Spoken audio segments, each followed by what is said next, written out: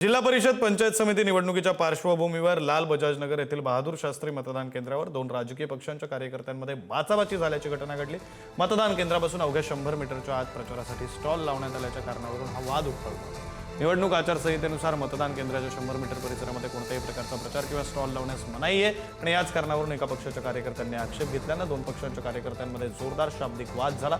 परिस्थिती चिघळण्याच्या शक्यता आहे। पोलिसांनी तात्काळ हस्तक्षेप करत गोंधळ थांबवला।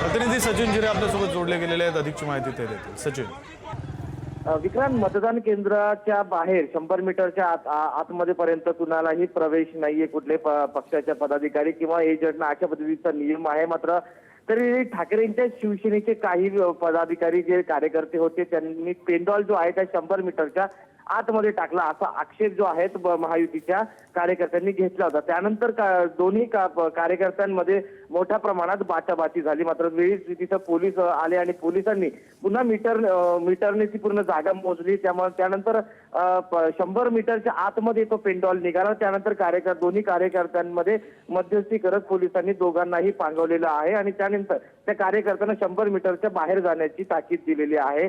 सध्या पोलिसांनी परिस्थिती हाताळलेली आहे। कुठल्याही पद्धतीचा तणाव या ठिकाणी नाहीये। सध्या शांतता आहे।